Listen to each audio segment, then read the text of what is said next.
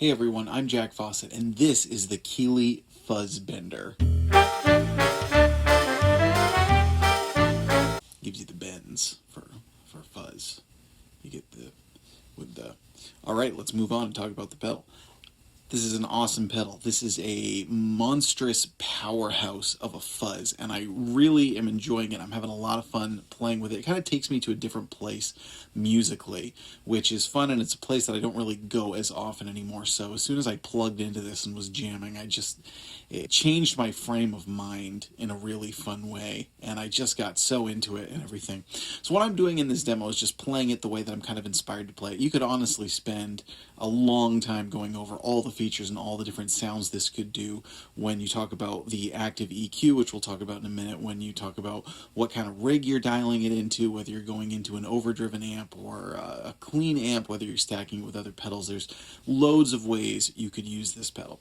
We're going to go over the basic features here, though, to start off. So you've got your level and fuzz, pretty obvious. You've got your bass, treble, and bias. Now, the bass, treble, and bias are where this pedal really shines and becomes super versatile. So first of all, the treble and the bass are active, so there are loads of things you can do with this. Tone shaping, from having it sound like a really cool vintage style fuzz, all the way to getting up into wacky effects and, you know, really thinking about it in an outside of the box creative way.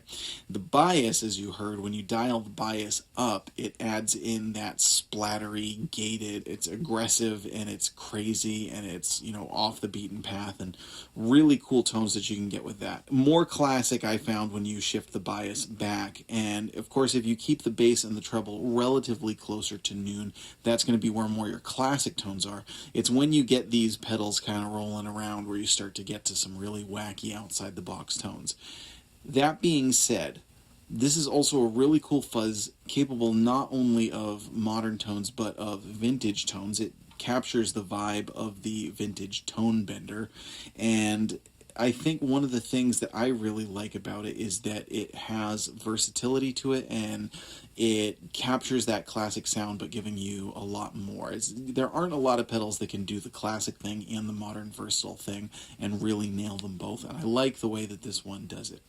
Now, you heard it sounds pretty aggressive in that first clip when I was using the PRS. Really, this is, you know, this is a fuzz. This is not a fuzz for people who don't like fuzz. This is all out, this is fuzz to the wall, kind of really just diving in and owning it.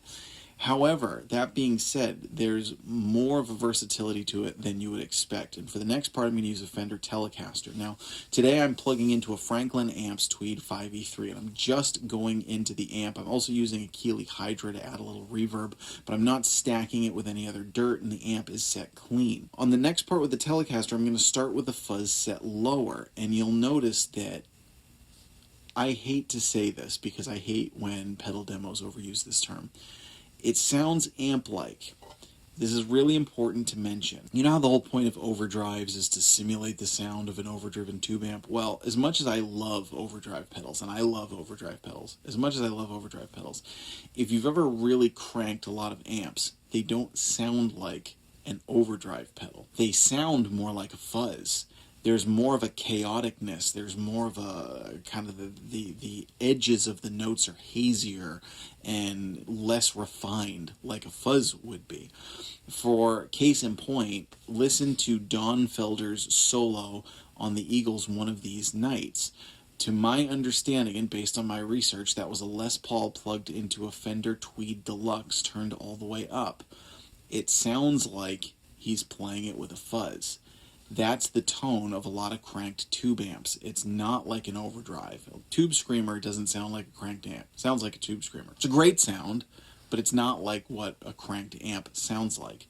When I got the fuzz lower particularly, I thought this sounded very amp-like. It really started to sound like what a tube amp sounds like when it's starting to break up.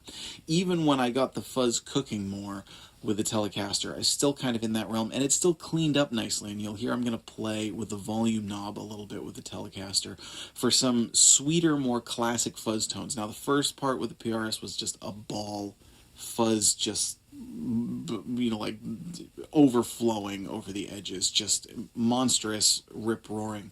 With the Telecaster, it's a little sweeter, a little more refined, a little less, I want to say over the top, but I don't mean that in a bad way. It can do over the top, but again, in a really fun way.